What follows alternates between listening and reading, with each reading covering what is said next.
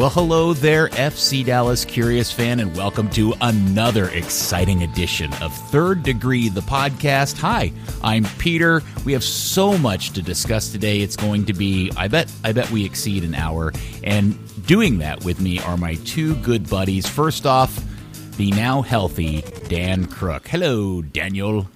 Hello, Peter. I'm calling in from Frisco, where I'm trying to hitchhike to Arlington so that I can see Thomas Roberts play next year. I found out Dan's middle name is Thomas, and now I know that he has like the most English name of all time, Daniel Thomas Crooke. It should be embroidered on a throw pillow for sure. I mean, if that's a Christmas gift, then sure, let's do it. Would you like that? All right, excellent. And everybody, don't get too close to the pod because he is contagious, and I don't want you to get what he's got. It's our hero, yours and mine, co-founder and editor of thirddegree.net, Buzz Carrick. Buzz, you don't feel well, do you, little buddy? No, I'm not doing so good. Today I'm calling in from a Frisco ambulance on my way to the hospital. Oh, because I'm clearly a mess. Oh, yes. You're just pulling a bit, and you're like pinching your nose closed, right? I wish it was a bit. No, this is for real. It's not good. Wait, we're going to do this very important pod with all this amazingly dramatic information and talking about FC Dallas, and you're going to do it in this voice? Yeah, unfortunately. Oops, hold on. Oh, good. Yeah, it's not good. Yeah, I haven't had a lot of sleep the last 2-3 days. Are you taking any drugs or anything? Oh yeah, lots of drugs. It's just not working yet. All right. Hey, It's okay, Peter, you can edit this. Yeah, no, I love all this content. Now, what I don't have, Dan, is that we've gotten away from Dan's amazing collection of impersonations. Balls. Oh, that's right. So I hope you have one. Who wants to talk about soccer? I hope you have one prepared for the end of the pod because I got requested that we pick back up on that again. Well, requests are good. People are listening. Terrible.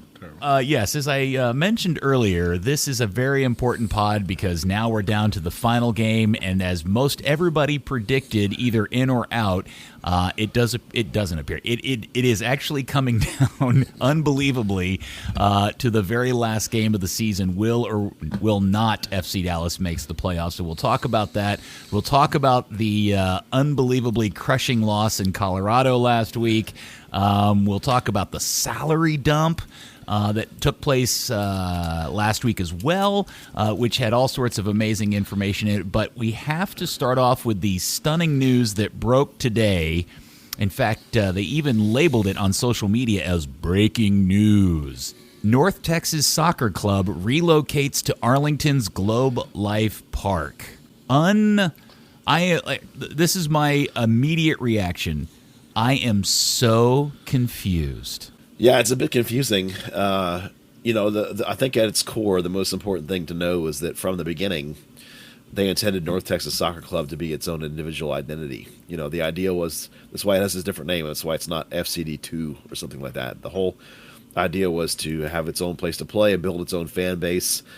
Because the teams that are the two teams or whatever only draw a couple of hundred people, whereas the teams that are full-blown teams on their own draw more.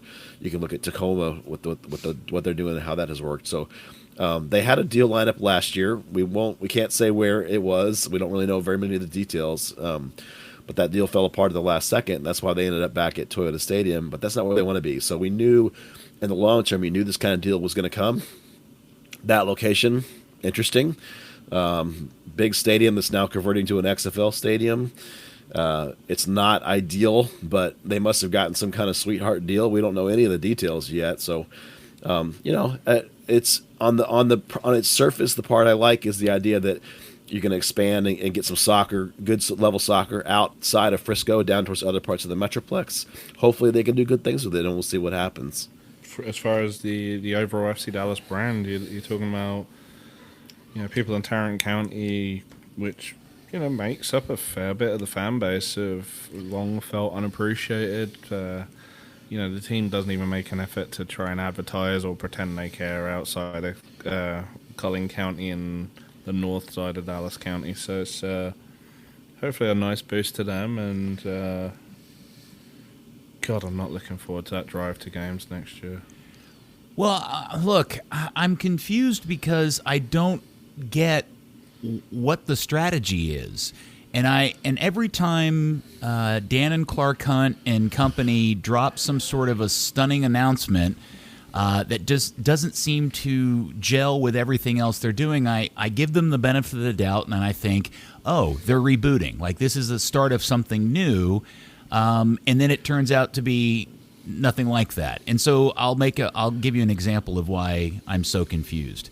The Hall of Fame, the announcement that they were going to build this amazing new addition onto Toyota Stadium, and it was going to be built around the United States Soccer Hall of Fame. And I thought, oh, okay, so I guess they're going to start. And then they launch a USL team, and I think, oh, now they're really focusing on making Frisco the epicenter of soccer in North Texas. And now they've completely disconnected this second team and pushed it out into a different part of the Metroplex. And it just makes no sense to me whatsoever. I just don't get it. Even if that was their original plan in the first place, like they wanted to go play somewhere in Fort Worth or Denton or, Terrell, Texas, I just don't get it. Well, there's a combination of, on the business side, a couple of factors. The whole, I think if you look at it in a perspective of this USL team was going to lose money, it was going to cost a lot of money. So how can they, from their perspective, how can they mitigate that as much as possible? And when you're playing your games right after FC Dallas, you can't really charge more money for them. You got these small little crowds that are carrying over. The way you can actually try and pay for the whole thing is to have it be somewhere else and have it be its own brand, do its own marketing and sponsorship deals, do its own ticket sales, its own season tickets, its own fan base. So I don't know for sure, but I think that's what they're trying to do. Now, I can't tell you that it's a good idea and that it's going to work. That I have no idea. But I think that if you look at it from that perspective, how can we make it pay for itself? That's everything, I think. Okay, but the largest attended game in USL 1 this season across the entire league was less than 6,000 people. The average attendance in USL 1 across the league is like really minuscule, just over like less than 3,000 people, I believe. They got to pay to turn the lights on, to staff the place, and certainly the Rangers and the city of Arlington are doing something to throw in here. But why in the world, if you were going to do this, would you throw them in a giant stadium that looks like that's going to end up looking like you're attending some sort of like a practice run session or something? I just don't get it. Yeah, I mean, that part is hard to understand because of the size of that venue, but the FC Dallas, the North Texas games that follow FC Dallas games have 200 people. So if they think they can move it somewhere else and get 2,000 or 3,000 or 5,000, then that's it. I mean, I agree with you that in the big stadium it's going to look stupid, but that's it. I mean, that's the whole thing. But here's my question. How many people have been going to North Texas games at Frisco when they weren't attached to an FC Dallas game? The same number, a couple of hundred, but you don't have the chance to establish your own fan base and build your own fan base and build your own season ticket base and build your own customer sales base. That's what they want, is the individuality of it. Okay, so then that's going to lead me to the next logical question. Aren't we having problems selling tickets for the big team in the first place? Yeah, well, that's exactly what why they took them so long to do is. I mean, this team, for a long time, the people that ran the soccer operations, going all the way back to Shellis Hyman, were talking about this kind of team, and the answer was, we got to worry about FC Dallas. So, I don't have the answers to a lot of these questions for you. All I can try and do is say this must be what they're thinking. This must be the perspective they have. It's odd, but I'm glad the team exists. That's all I care about. Yeah, so Billy Joel has a big concert there this weekend. The XFL team, the Renegades, are going to be playing there. We've seen, Dan, you posted a schematic of how the field's going to be laid out, and it's very typical, soccer field in a baseball stadium wonkiness. And didn't you actually go to the Champions League, or not Champions League, the International Champions Cup. Yeah, the ICC thing that took place there this summer, right? Yeah, it's a little bit different how they're laying it out. Actually, for that, it was perfect. They rotated the field slightly, had it going along the I know it's American baseball. You don't know that. Yeah. The third baseline. It was going up the third baseline all the way from essentially from home plate all the way out into the left to the warning track. To the warning track. And we had measured that it was actually pretty small in width, and I think, what did we decide? It was about 107 yards long. Considerably larger than New York City FC. Yes. Well, good Lord. But it was just a really nice configuration, and they're not doing that. I mean, obviously, for the XFL field, they have to fit an extra, 13 yards in. So they're going to remove one of the dugouts, a little bit of seating, have it there, and kind of just move it that bit further away, have some temporary bleachers. I don't know if it'll be a particularly appealing place to watch a game, but, if they can match up what they did with the ICC, it would be a solid venue. And then we're also hearing that they're taking all of the natural grass out and they're installing turf at Globe Life. Have we confirmed this yet? No. No, that's something that's just going around at the minute, but seems like it's a strong possibility. Well, it would make sense because my one worry is now you're going to be playing on a field chewed up with the XFL wackiness. And now maybe the better solution is that it's a turf field with the granularized rubber. I don't know. I don't know about you, but I'm definitely in the camp that a crap grass field is better than a turf field. Period. I disagree with you. I am of the mind that if I could go, I would rather play at Portland than a really crummy, poorly cared for and trampled on grass field. I mean, it's just you can't replicate the give of grass. You play on turf, you come off, your hamstrings ache, your knees ache. You've been running on concrete. Well, see, Dan, this is where I will differ with you on this: is that a properly maintained and properly installed turf field doesn't do all those things. The places where that creates that problem exists is where the NFL is sharing these facilities because the NFL teams want less rubber on the ground because that slows it down. When it's properly installed with the proper amount of rubber for soccer, it doesn't create those issues as much. So anyway, that's a stupid thing to sidetrack on. Here's the other part of this. And this is so stereotypical of the Hunts and the front office, which is they drop this incredible bomb of information and they provide no context, no background, and really no hype either. It's just like, hey, we're moving our team to Arlington, see y'all there next year. Yes, that's about as FCD as it gets, right? Well, one of the factors is the Rangers actually have a commitment to the city of Arlington that facility still stays up and running. I know the XFL is part of that, but if you're going to have a big empty building, you might as well try and get as much stuff in there as possible. So I imagine that they probably came to FC Dallas. I don't know. Maybe they even came to FC Dallas and said, "Hey, come play in our building. We'll give you a sweetheart deal. We need some stuff happening there." I totally don't. I totally agree with you. The other question I had was: is this potentially a cock block of the Hunts against anybody else who maybe had been hinting that they wanted to bring a USL Pro team to the Dallas-Fort Worth area? That's possible. It certainly is putting your footprint all over the Metroplex and putting your footprint in the other half of the Metroplex to a certain extent. There's no exclusivity, I don't believe, to USL markets, though. So, even if there's a USL 3 team there, somebody can still put a USL Championship team there. USL's not that protective. Now, Buzz, you are... You, sir, you are discounting the power of Dan and Clark Hunt in the U.S. soccer circles, sir. Yeah, no, that's a very different. That's not their ability to say we don't want anybody else here is very different from the USL actually having a rule. They'll go into other markets where there's other teams, but I think it's very much the case that FC Dallas wants. One of the reasons why they always targeted the western half of the Metroplex for this North Texas team, and one of the reasons it's called North Texas, is because they want to be able to do this and have their footprint and control the whole Metroplex and not let somebody come in here with another team. Well, my favorite part of how this happened today was that the headline of North Texas Soccer Club relocates to Arlington's Globe Life Park created a not inconsequential amount of confusion because the name of this USL1 club is so effing generic that people read it as a reference to FC Dallas, and there was a number of people on social media, people who even contacted me and went, FC Dallas is going to Arlington? They're going to play in a baseball stadium? What's up with? And like, no. North Texas Soccer Club. What? And they don't even know what that is. Yeah. It was the most insane part of how the day went down today when that news dropped.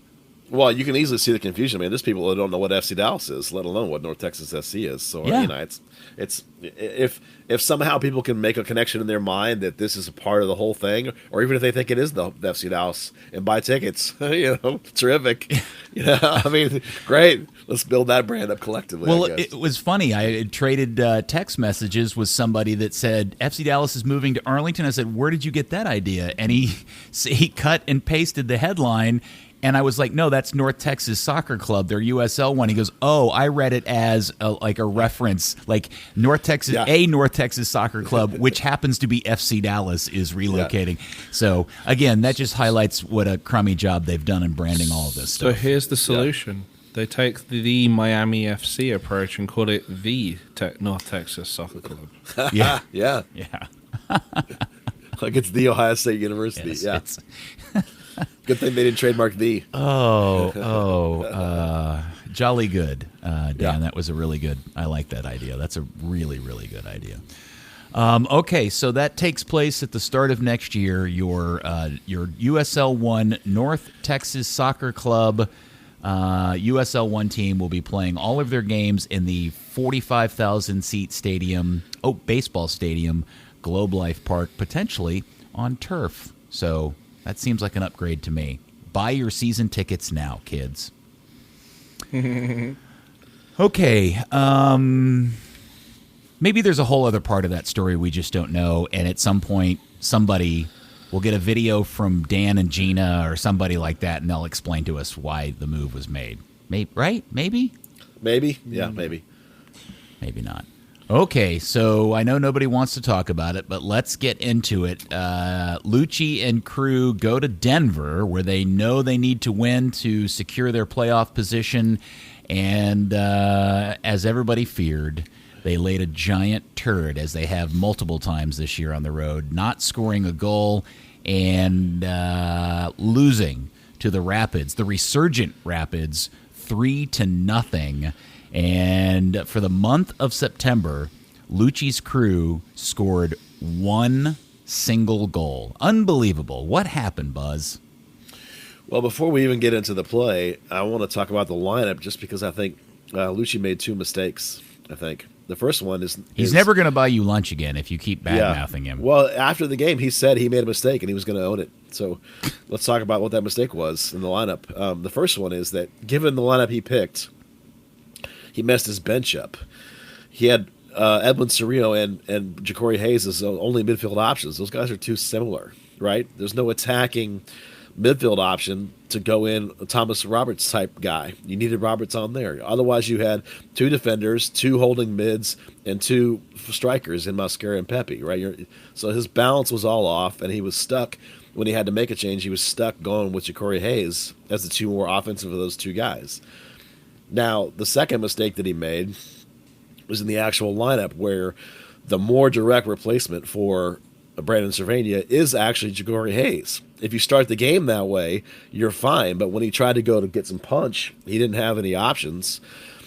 And Paxton Pomykal did a decent job trying to fill in there, but he doesn't have the defensive cover in front of Acosta that Brandon Cervania does. You needed the more like-for-like Ja'Cory Hayes in there, and then that would have given you the freedom to either put Pax on the wing or put Jesus on the wing and Pax at the 10, one or the other, which would have been the more direct solution to all your problems. So two mistakes in the lineup for me from Lucci. And then once you get into the game, the same thing Reese has had that it always does for Dallas lately, which is the inefficiency of shooting. 17 shots on the road is not a horrible number. They have 55% possession. That's Lucci ball. But only 3 of those shots are on goal, and that's just not acceptable. That's not a finishing rate. not even a finishing rate. That's not even a shooting rate of a good efficiency. So it's like you're not going to win any games, particularly on the road in MLS, with that kind of poor shooting. And from there on, they just had no ability to get back in the game. This team is one of the worst teams in the league in getting wins and points from a losing position. And on the road, they just had no way to come back into the game. And again, some of that's on Lucci. Well, my question is, with all of the promises about attitude and going in and fighting for the fans and the club and blah, blah, blah, blah, to once again come out in such a poor and flat performance, this seems to now be an ongoing issue for Lucci. And I'm going to ask this question again. I alluded to it last week. Have the players essentially just kind of switched off on Lucci and the rest of the season kind of knowing where all of this is headed? I don't think so. When I watch training and I watch when they huddle up, everyone still is paying attention to him. They're not tuned out, looking away and talking to each other. There's still a lot of good camaraderie going on and training with each other. Hold on one second. Is somebody riding a bike or churning butter in the background? My dog came into the room and he's drinking water. Oh, wow.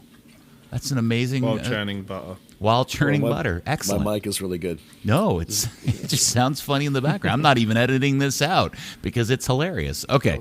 Sorry, I didn't mean to interrupt, Buzz. I was just so confused by that sound. I thought somebody was spinning a fan or... I don't know. He was in a way. He was making the chuggies of the water. All right. Where was I? What was I saying? Oh, yeah, the body language. I'm not seeing, the rolling of the eyes, the turning away, the listening. The camaraderie is still there in training. I see guys cheering each other on. When I talk to, even when guys get benched, people will say to me, coaches or whoever else will say, "Oh man, that guy, he took it really well. He was cheering. He was really great for his teammates. Nobody was like getting in each other's faces, So I'm not seeing a tune out. I just think that this team just is terrible on the road. I mean, you can look at their record from the whole year. It's just abysmal. Only 3 wins and 3-11-3, I think it is. I mean, that's just not.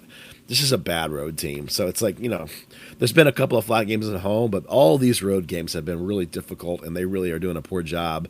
You have to learn as a team, and we talk about it a lot, youngest roster in the league, get to learn how to win games on the road. Every player has to learn how to take care of themselves on the road. It's just tough. So, Dan, is your perception of all of this related specifically to the fact that this is just a bunch of youth and inexperience across the board? Is it related to attitude or just overall quality of the roster to begin with? I'd go more with the quality of the roster. We knew that Lucci was going to be a little bit different in the style from Oscar, and he's inherited some players from Oscar's team. He's essentially inherited some more just from the scouting assignments that were set up to complement the previous system. While youth is certainly a factor, you wouldn't put like a Baji failing down as youth. It's there's a big combination of things going on there, and in some ways, regardless of the result Sunday, the best thing for the club is to turn the page onto next season and have those first players really brought in specifically for Lucci Ball.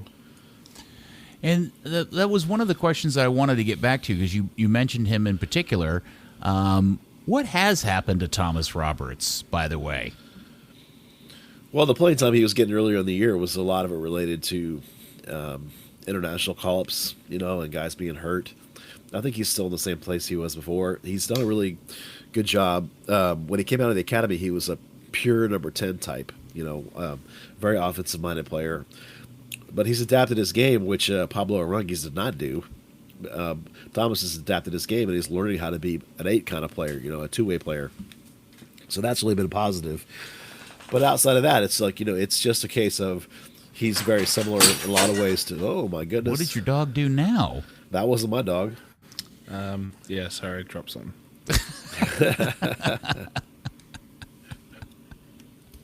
Did you drop your tea and crumpets? I did not. The top tray of a toolbox fell over. Oh, okay. Yeah, All right. that was a loud one. So I think he's in the same place he was before. He's the third choice guy. Now at that sort of 10 spot or free ad spot, whatever you want to call it. He's just far down the depth chart. He's a young guy. Lucci doesn't trust him 100% yet to be like in these big high pressure games. So, but did he ever Did he ever do anything in his performances to earn that? Yeah, I think so. He has the same ability that Paxton does to make those little bursting runs into the box, and he's probably the best ball skill player they have. And he's probably one of the better passers they have. But he's such a young guy and so inexperienced that he tends to try and force it a little too much. And maybe over the course of a 90-minute game, he sort of, maybe loses focus for 5 or 10 minutes here or there. And over the course of 90, you might get 80 great minutes and 5 minutes of not so great. So, it's still a progress for him. He's going to be involved as things go forward. Maybe he'll be involved more if and when Dallas starts selling some people, or maybe he'll be involved more next year when they clear out some of these high salaries and he's a year older and he starts to progress more. One of the things he needs to do in particular is when he goes down to North Texas, he needs to dominate games completely. He needs to be so good that it looks stupid that they sent him down to North Texas. And he's not quite there yet. He does dominate the game, but he doesn't control it, as I say, for 90 minutes. He controls 80 minutes of it. So it's just a small step more in his progression, and I think he'll be involved much more next year. You got to forget, this is his first season as a pro. Paxton was here for 3 years, and Thomas just got here. So I'm not too worried about his progression and where he's going. And then I saw a lot of criticism of Lucci in his decision that when they were down 2-0, he took off Jesus Ferreira and threw on Ja'Cory Hayes. Did he not have any other options in terms of going out and scoring goals at that point? Well, that's what we talked about was missing Roberts on the bench. He didn't have an offensive punch. Basically, what he did was he adjusted for the mistake he made at the beginning. Jesus really struggled to find the game. He couldn't find the ball. He wasn't doing anything in the final third. So you move Paxton up and you get his punch. That's the problem with Paxton Payne as an 8 too, is you lose that little extra punch he brings. And they were trying to spark it up and liven it up. They brought Mascara on, and he was terrific again coming off the bench. That's like the third or fourth game where he's been really impactful. And this one, he was arguably FC Dallas' best player coming off other than Jesse Gonzalez, who was amazing. But Mascara at least was really impactful. He like 1 out of 3 passes he made was like a key pass or something ridiculous like that. So, he used the tools he had. I wasn't so keen about leaving Baji on instead of leaving Cobra instead and taking Baji off. But, Baji's been working hard and he does do some high pressing, and it is his former team. There's always that theory, so maybe that's what Lucci was thinking. But, he just didn't have the quivers in his arrow in this one, and it was probably doomed from the get-go. Well, that's unfortunate considering the serious nature related to playoff positioning. But luckily for Dallas, everybody else at the bottom of the playoff table sucks too, and they're still in a position to get themselves in. Why don't we? The game is on Decision Day, Sunday, 5 p.m. Toyota Stadium. Sporting Kansas City comes to town. They're already knocked out of it. Dan, can you give us the scenarios in which FC Dallas qualifies for MLS Cup Playoffs 2019? Yes, if they win, they're in. That's the only one people need to worry about. No, but there are other scenarios. Yeah, absolutely. Sorry, I've got to get the standings up now. So being the point ahead of San Jose, San Jose has to beat Dallas's result essentially. If the Dallas loses and San Jose ties, San Jose has the first tiebreaker, which is the wins. That would put FC Dallas out on a tiebreaker for the second time in 3 years involving San Jose. That would be terrible. Let me see. But they could even lose this game and still make the playoffs. Yeah. If Portland beat San Jose, Colorado fail to win, then FC Dallas is in as it is. And then there's the total chaos scenario where Colorado actually ends up qualifying based on some sort of like third level tiebreaker or something like that. No, I mean if they If Portland wins... If Portland wins, Dallas loses, and Colorado wins, don't they get in above everybody else based on goals scored or something? Yes. No, on wins. Oh, They'd is it have on, 13 wins to Dallas's 12. I thought there was another scenario where they're tied with San Jose and they get in anyway because they've scored.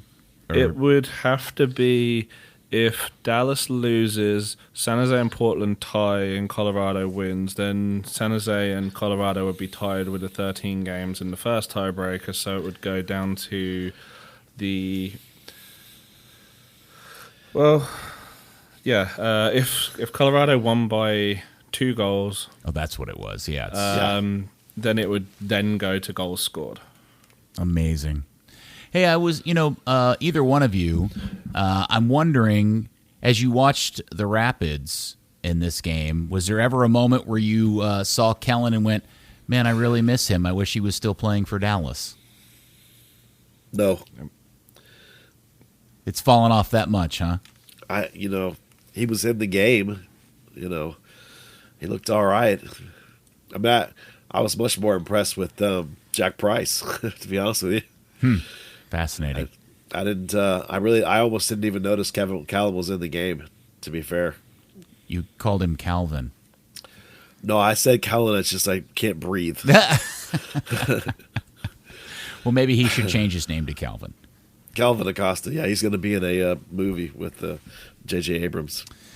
All right. Anything about Buzz? Are you sensing in terms of lineups or predicting if Lucci corrects the mistakes from the previous game and what rolls out for a starting 11 on Sunday? Yeah, I mean, obviously the back is obvious. Jesse's obvious. I mean, he had an amazing game against Colorado. Not that you would bench him anyway, but Brian Acosta's back, of course. Not back. He'll be there. One thing to watch for is if Acosta gets a yellow card in this game, Lucci told me that he'll miss the playoff game. That'll be fun.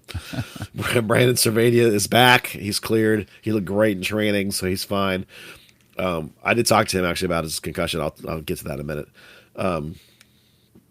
Let's see what else. I think this is actually the game where you're going to see. I think, just sort of based on a couple of rotations I witnessed, I think they're going to pull the trigger on Baji at left wing and not start him. I think it'll be somebody else. It seems a little late for that, but I know. But, up until now, all the things I watched in training kind of were leaning towards like, oh, it's going to be Baji again. But this time, there was a couple tweaks in the rotation that I thought, maybe something different's happening. And, so I think there's a good chance that you might see Mosquera or Paxton Humacall in that spot. Paxton had Tuesday off in training. He's still dealing with his hip flexor. Mm-hmm. So, how he comes through the rest of the week in training probably will determine whether it's Paxton or whether it's Mosquera at left wing. Otherwise, it'll be, of course, Andresic and Barrios up there up top. So that's your big question mark is that left wing spot and who's going to go there. And we'll see based on Paxton's health. Okay, so let me ask this. So is Cervania likely to play? Yes, yeah, I think so. Based on what I saw in training, he looks like he's 100% back, ready to go to me. So it'll be him and Acosta. Okay, hold on. Wait a second, because I'm already starting to see what is sizing up here. So if you're telling me that Baji's not likely to start and somebody's going to take that place and Mosquera maybe has fallen into that weird niche of time where he's actually looking good and he starts, are you telling me there's a scenario in which Paxton doesn't start this game because Lucci is so Jesus focused at the moment? Yeah. Yes. Right now Jesus is the 10. Paxton's if Paxton's healthy and can start, then he'll get in there maybe for Mosquera. If he's not, ready to start healthy, but he's bench healthy, Lucci really likes what Paxton's bringing off the bench. And Jesus is definitely, and it's been this way for about a month and a half now. Jesus is ingrained at your 10 for the rest of this season. Okay. All right, stop. Dan, Buzz, please talk me into why that makes any effing sense whatsoever. Don't look at me. I'm with you on it. He bought you lunch. You're like his best friend. I'm going to make you stick up for Lucci's dumbass decision on not starting Paxton. I'm not going to defend it. But I can try and explain it if you want me to. I mean, that's not the same as defending it because I'm with you. I think Paxton's your most dangerous player when he's in that 10 role. particularly because he's really good at high pressing and really good at creating those turnovers right there in the danger zone. When you put him out on the left wing, it's still good, but it's only, a quarter or a third of the field on the left side. It's not the whole thing. It's not right there in the hot zone, whatever that zone 14 or whatever it is they call that. So I'm with you. I want it to be Paxton, but if I can try and say why it's not, one is right now Paxton's walking this thin line of is he healthy, is he not healthy? But the biggest reason, and what Lucci always talks to me about with Jesus, is his what I would call his combo play when he comes back. It's his ability to sneak between the lines of the opposition and help the team build forward. Lucci says that they're much better building up through the middle when Jesus is the 10 versus when Paxton is the 10. Okay. Now, you can believe him or not, that's what he says is true. Let's not go by opinion. Let's go by fact. How many games has FC Dallas won with Jesus Ferreira in the 10 position? I don't know the answer to that question, but I imagine that they're looking at a great deal of statistics when he's saying that. I mean, I doubt he's making that up. He must have some statistical evidence. I'm just talking fancy dynamics. I'm talking about stupid ass just wins. I don't know the answer off the top of my head, but it can't be more than. I mean, how many times has he started in the position? 10? I would have to get the notes out and go game by game to figure that out. I don't have an answer to that question. All right, maybe we can tweet this later on, or somebody can tweet it for us. But I'm gonna bet the number of times this team has won with Jesus as the 10 is maybe 3 times tops. Not many, because they started going for that really crappy spell. That's my sense. Is that it was when Pax got hurt and then left for a national team call-up. Jesus started playing that position, and I think they've won 2 games since then. Well, they also sold Grezzo. So, I mean, it's team game, right? Sometimes that's an unfair comparison. I mean, I think it's an important stat. We'll look it up. But, there's lots of factors. You've also got a problem that, it is creating that link between the lines, where you expect the 8 and the and the 9 to be, but if you don't have a real convincing 9, you can create all the chances in the world and it don't count for anything. Oh, I agree with you, but I'm just saying as a fundamental base conversation, Paxton is a better 10 than Jesus is. This team was playing better when he was playing that position or when they were playing dual 8s, and I am utterly baffled as to why if given the opportunity, and again, this makes an assumption that Paxton's injury situation isn't so fragile that's what this is all about. If all things are being the same, I don't ever understand a scenario in which you start Jesus in the center of the midfield over Paxton Pomykal. I just don't get it. Well, we're going to have to get used to it because this problem's not going to go away. Unless they sell one of the other guys, Lucci's going to have this problem for the next 2 or 3 seasons. Okay, well, maybe he's not, because I'm thinking if I'm Paxton Pomykal, his agent and his parents, I'm thinking, maybe sticking around here for a long-term deal doesn't look so appetizing after all. Because if I'm not even going to get quality starts at my position of choice, why not go to Germany and make $1 billion and, try my luck there? Right? I mean, at some point, Paxton's got to start thinking about that. Well, he's probably already been thinking about that, but, I can't defend it. I don't have an answer for you. I can tell you what Lucci's told me, which I did. Other than that, it definitely is a concern right now that Paxton's in and out of fitness. That's part of it. But it definitely is also the case that over the last month and a half, Lucci's made his bed with Freya as his 10, and he likes him better. Paxton looked healthy the other day. He came on the field, got forced on the Cervania concussion situation, and he looked amazing immediately right off the bat. And I disagree with that. I don't think he looked amazing right off the bat. I thought he looked terrible for 30 minutes. In 35 seconds, he ran 80 yards and put the first shot on goal for the team. That's one play. It's like other than that, he was barely in the game. Wow. Even Paxton himself said he was horrible for the whole first half. All right, fair enough. I'm not buying it. I don't think he's health-wise as fragile as people are making out to it. I just don't get it. I think it's a favoritism issue. I think Lucci just likes something better for a reason we can all disagree with, and he's the head coach and I'm not, and that's the end of it, I suppose. Maybe that is the end of it. I mean, that might be the only reason that really matters in the end is that he likes Jesus in there. Yeah. And there's also looking past the season. If you think Jesus is the long-term 10 for this team and he needs to get those minutes, but Paxton may be the long-term 8, you do have the time to stick Jesus in the 10 and let him grow into it, knowing that Paxton and Brandon can just fight it out for the 8. Okay, so I'm going to ask both of you guys.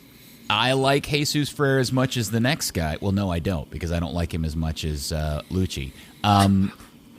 I take that back. Do either of you see in Jesus in that position what Lucci claims to see in Jesus in that position? Yeah, I do. Yeah. I know what he's talking about in the linking play. If you watch Jesus play, he's really good sneaking between those lines and quickly getting the ball and spinning and turning and moving it forward. Okay, and Paxton, and you're saying Paxton is not good at that. I'm saying or not as good as that. Well, that's not what you asked. You asked me if I saw what Lucci says, and I said yes. Well, no, I'm following it up with another question, which leads me to then wonder, because I'm assuming that if Lucci feels this way, it's because he feels Paxton doesn't do that or doesn't do it as well, because if he did, with all the other thing Paxton does really, really well, he'd start Paxton. Yeah, I think he's saying that Jesus does it better. I think that's what he's saying. When he says that, when I said, what does he do when you use him in there? Why do you use him in there? And he said it's because of his ability to crack those lines and link forward. That's what he means. That he does it better than anybody else does on the team. Dan? I mean, you can the passing charts do seem to show, Jesus does play that linking role really well. He does, like literally likes to use the term that he sneaks in, and he does. He kind of just sometimes appears out of nowhere with it. All right. Well, I am baffled, and if Paxton doesn't start on Sunday, what little hair I have left on my head may get torn out. Now, this is actually really good timing to drop into the conversation about the other big news that happened last week, which is the biannual Major League Soccer Player Union salary dump. Because, boy, we found out all sorts of interesting information about Football Club Dallas, including the fact that they now are the only team in Major League Soccer that is not paying a single player $1 million in salary, which I don't think surprised any of us. I think I was just more surprised that every other club like Colorado or San Jose or some of those teams actually are paying players over $1 million. Yeah, I had not noticed that stat until you brought it up. That's Dallas likes to have a bunch of guys right under there and use a bunch of little TAM money to buy them down a little bit. They have, I don't know, last season there were like 7 dudes that were DPs technically, but they buy them down. This year I think there's only 4 or 5, but that's kind of their go-to mojo. But I think it's pretty fair that to point out that Dallas is not spending anywhere near where they need to be spending. That's a perfectly fair criticism of what's going on. Well, the thing that I think some of the notes that we picked up out of the salary dump is, for the last couple of years, we were all somewhat surprised to find the Hunts had spent so much money or increased spending to the point that it had put Dallas back up into the middle of the table, middle of the pack in terms of salary spending. This year, they've dropped off. In fact, they're down back to 20th in spending. Which maybe is what we all probably expect more out of the team than we've gotten out of the previous years. But the fact that it has dropped is pretty amazing. But the really amazing stat that came out of it was, well, there was 2 of them. One of which was that Andrzezic Christian Coleman, who you can't forget, I know he hasn't played all year, but you can't forget him because he's a part of this. Jossie, who turned out to be, by the way, the second highest paid player on the team behind Rito Ziegler at, what was it, $719,000. Yeah, guaranteed, yeah. Yeah, and Santiago Mascara, those 4 guys together have cost the team $2.4 million. And when you compare and contrast that to Jesse Gonzalez, Brandon Cervania, Paxton Paul McCall, Reggie Cannon, and Jesus Ferreira, those kids cost them less than $700,000. And what really makes it bonkers is that those 4 guys making the 2.4 this season prior to the Colorado game had spun up 1,750 minutes of action. The 5 kids account for just under 10,000 minutes for the season. And that is why the homegrown model is so desirable.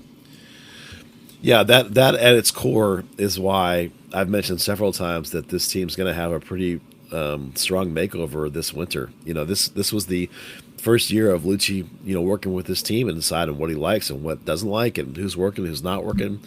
You can just look at this list and see a whole bunch of salary that's going to get dumped. They've already said on the record that they want to take care of the kids that have earned it. So they're going to try and give these guys raises. Now, whether they'll accept raises or not is a different question.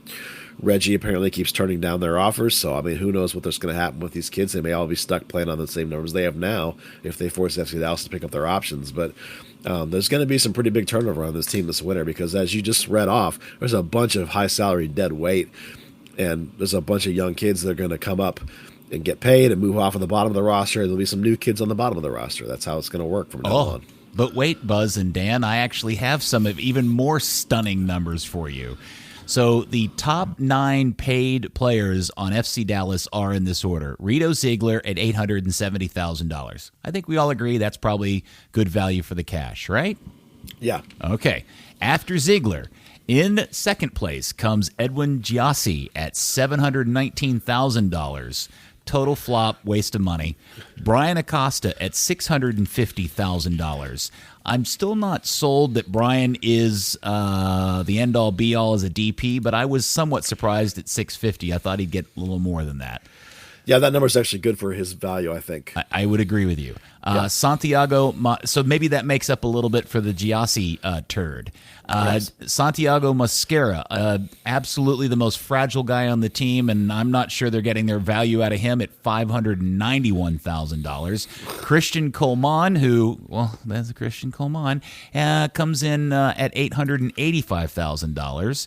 And then Matt Hedges at $575,000, the Cobra, or the Zobra, as Buzz likes to call him, at $522,000. Yes. He's tied with Bresson, who at $522,000, and Michael Barrios, who's probably the most underpaid player on this list, at $500,000.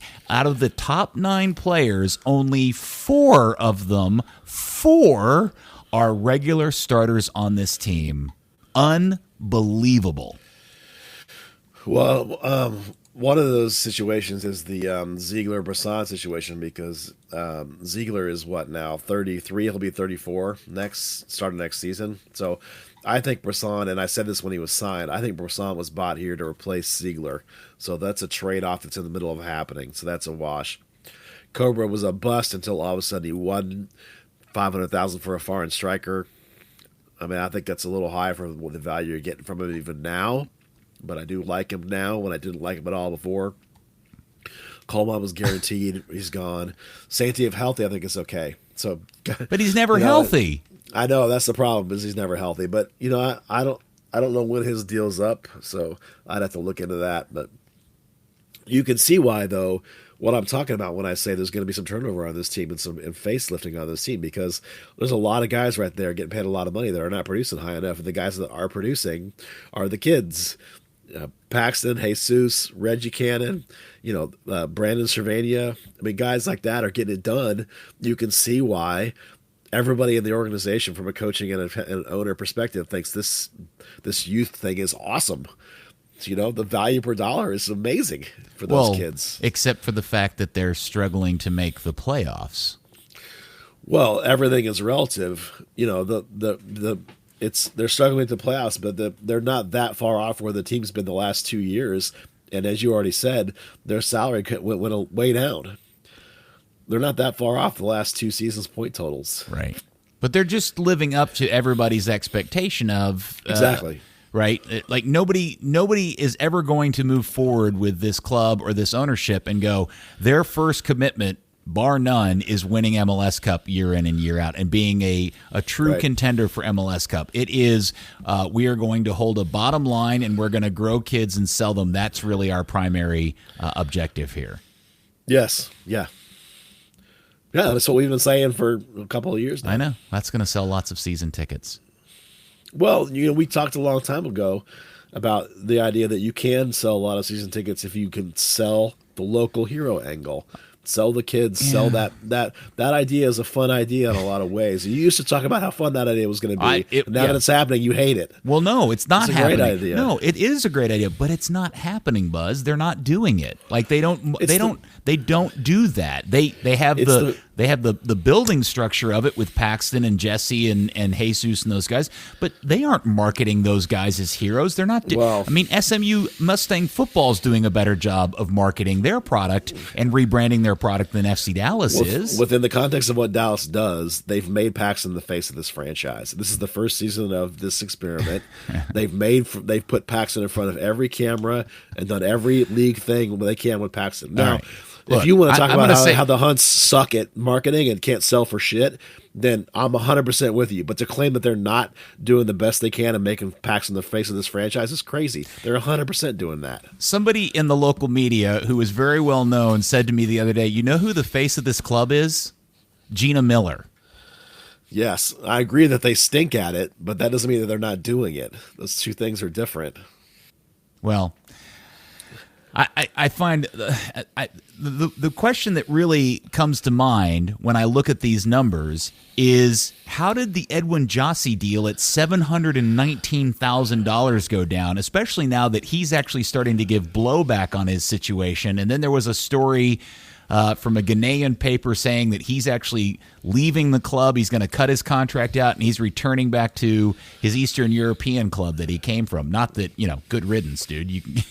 That he feels like he's good enough, and nobody can tell him that he's not good enough to be not playing for this team. Well, he's on a loan deal, so I'm sure they'll just let the deal expire. I mean, he was in training on Tuesday, so he hasn't left yet. I mean, I imagine that this contract is based on the contract he was getting paid for whatever club he came from. Right? I mean, isn't that how that works? You just pick up when you loan some player that you pay a percentage of what their deal was up to the whole thing. Yes. So it's not like the FC Dallas negotiated that money. They just negotiated how much they pay of it. For all we know, he's getting paid like $5 million. Well, loan deals normally do have, you're going to pay his wages, and then if you want to sweeten the to the player, that's there too. Well, it could be the opposite too. It's like that's one of the deals with. That's why they had so much trouble getting a loan deal for Arangis, is they couldn't find anybody that was willing to pay Arangis his entire contract. So it might be that they're only paying part of this loan deal. You don't know. He might get paid $5 million a year, or it could be that he pays less and you're paying him, sweetening it to get him to come. It's hard to know which one it is. Now, Buzz, I am going to ask you because I made a note because last podcast I completely forgot, and the podcast before when you made this statement, I asked you to put a pin in it, and I forgot to come back to it, but now I'm going to hold you to it. Two episodes ago, you said this team is going to look completely different come the window transfer. And you said it in a manner that made it sound like somebody's told you something, or you broke into the headquarters and read some documentation, or you've hacked into some emails. What is it that we should be looking forward to now that this season's essentially burned out and done? What should we be looking forward to for the 2020 season of FC Dallas? Well, I don't want to spoil the off-season content too much, but it's what we've just been talking about. It's with the idea that there's a bunch of guys that are veterans that aren't performing, that aren't reliable, and that you're paying all this money to them, and the guys that are performing and are reliable are the kids. So if you thought FC Dallas had doubled down already on kids, they're about to double down even more on kids because the kids are performing and the veterans are not. So you can read between the lines just like I do. You read these contract numbers and you think, what a waste of money. We're going to get rid of these 5 or 6 dudes, and they're going to be replaced by probably a couple of signings, but also some kids getting promoted and getting some more money. So I think you're looking at least 5, maybe in as many as 8 or 9 different new players in this winter. So it'll be a mix of foreign signings and a mix of kids coming up. So that's a pretty dramatic turnover in my estimation. It's essentially starting over. It's another rebuilding project. Well, it's the finishing of the rebuild they started last winter when they committed to Lucci Ball. I would argue that when you replace more than half of your roster, you are now rebuilding again on top of rebuilding. That's not. Sure, yeah. That's not that may be that's semantics to say it's a continuation, but the reality is you've essentially just wasted 2019, and your rebuilding actually starts in 2020. Yeah, that's fair. All right, so let's walk through that. So who would be the kids? So when you say the kids are dependable and good, who are those kids that are now suddenly going to start taking Edwin Jossi's place, Santiago Macera's place, and whoever else, Andrezic's place? Who's going to be our starting 9? I really don't want to do this right now. This is an off-season discussion. This is our 2020 rebuild discussion that's going to take an hour and a half. All right. It's like this is not what we should be doing with one game left before the playoffs. No. All right. All right. Well, nice tease, Buzz. I guess we'll hold off for the end of season episode next week. Okay. Then the last thing that we should be talking about is the odd, weird side story that broke. It's local business news that FC Dallas's jersey sponsor and primary sponsor, Advocare, is having to pay the FTC, the United States government, a $150 million fine because it turns out, surprise, surprise, it was all a pyramid scheme. Now, Advocare people will tell you that sometime last year they completely reconfigured the company and removed all those things and everything's kosher now, but they're going to pay the fine. But that all seemed to oddly coincide with a sale, like in a crazy sale on jerseys, not just the outgoing home jersey, but even the brand shiny new reunion away white shirt, which all have Advocare on it. Are we all thinking the same thing, Buzz, that Advocare is going away? Yeah, I am now. A week ago, I was not. They had that sale they did where everything that had a Advocare branding on it was like 50% off. And I thought, wow, that's really weird. And then it was like, oh, well, this game is presented by Advocare. Okay, that sort of sale makes sense in the context of that game. Well, then this fine happened for $150 million. And then you combine that with the fact that MLS signed a league-wide deal with Body Armor to be their new sort of energy drink kind of provider. So none of those three things by themselves make me think, nah, there's a new jersey sponsor next year, because the deal does run through the end of 2020, the FC Dallas' deal with Advocare. But when you add those three things together, wow, that really starts to give me a where there's smoke, there's fire kind of vibe.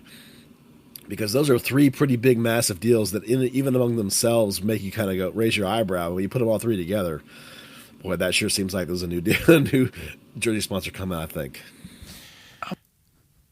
Hello? I'm not so convinced on that. So, the league changes their drink sponsor. Did the same thing when Herbalife got their big fine and did their restructure. Still sponsoring LA.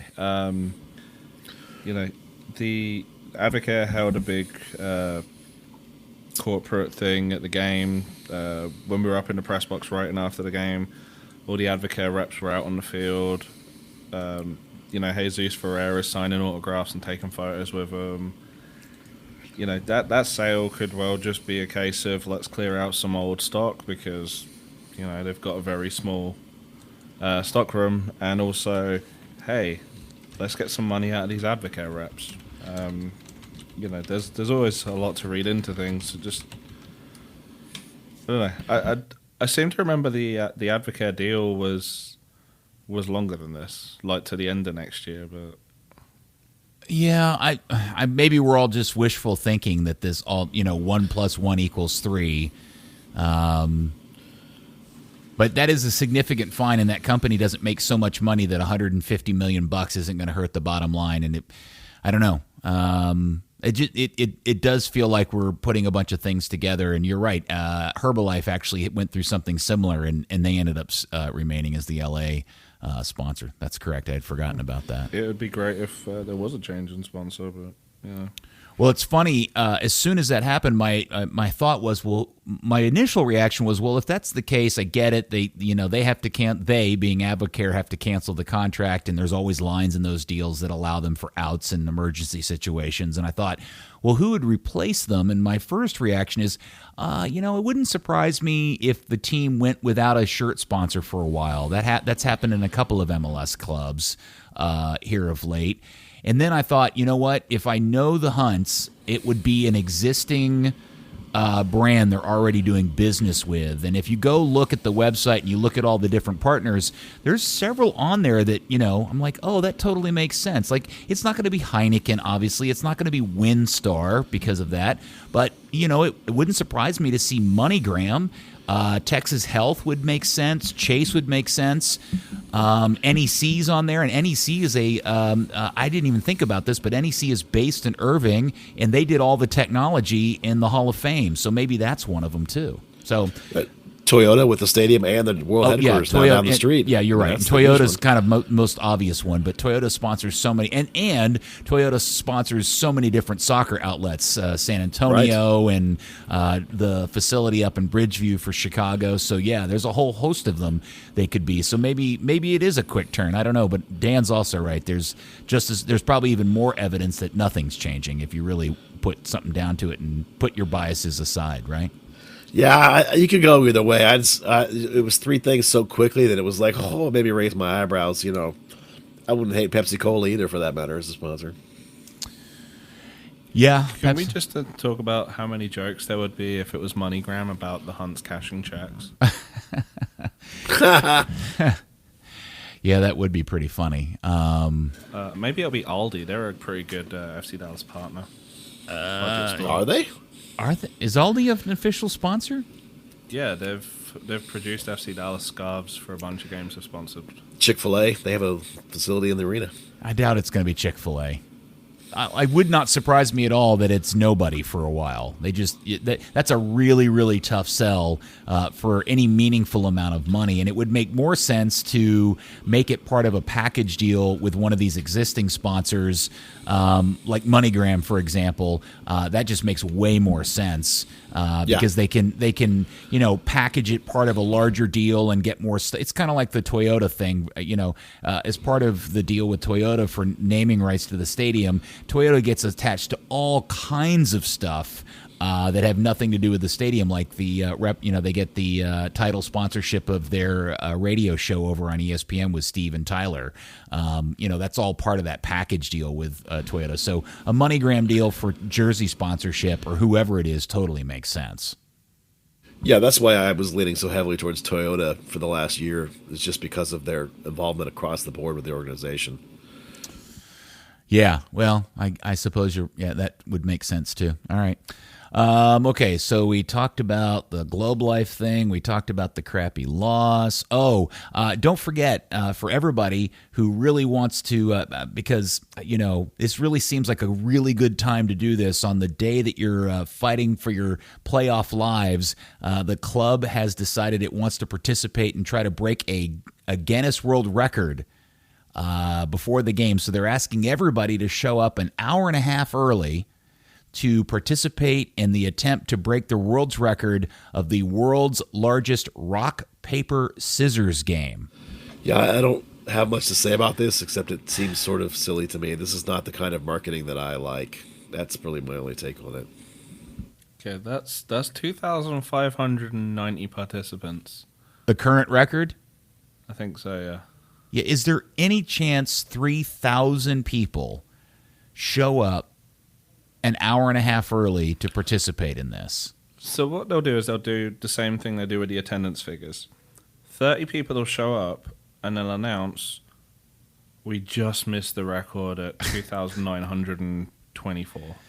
Well, for it to be an official record, there will be Guinness officials on. There will be officials on hand to certify its legitimacy or the fact that they didn't hit it. So, let's hope it's the only embarrassing point of the day. Yeah, am I wrong? It just feels a little tone deaf and not completely thought out to do this on this particular day. I know they're having fan participation or appreciation week. It just seems like a really, really odd call. Yeah, I don't like it. It feels minor league to me. It feels like cash drop, cow petting bingo, whatever you want to come up with. Well, I'm just putting it in relations to the importance of the day, right? No, I agree completely. I mean, any day I would not be down with this kind of thing, but maybe I'm too old school. But I definitely agree in terms of decision day. I mean, maybe they're really worried about attendance and they're trying to scrape up anything they could possibly come up with, trying to get somebody to show up. Well, that's the only thing I can think of. Yeah, at no fault of their own, they're having to play this game essentially straight heads up against the Cowboys, who are, with the Cowboys in town with the Packers. Yeah. Which is, that's not their fault. That the league books this thing way in advance and tries to make a big dramatic deal out of it. I don't know. All right, my last question for you both. Are either one of you really hoping they make the playoffs? Yeah, I do. Why? We're all fans as well as covering the team, right? So. Well, no, I do, but I guess I ask this question this way: if they make the playoffs, does it provide Dan and Clark Hunt some sort of level of excuse for how they run the club? I don't think so. I think that that this season has. I think I said this before. I think this season has already proven to them that their new plan works and that they're going to double down on it. So to me, making the playoffs or not making the playoffs won't affect that decision by them. So the reason I want them to make the playoffs is because I think it's a learning opportunity. I think that the playoff atmosphere is different. I think going on the road in a hostile environment is different, more hostile than usual.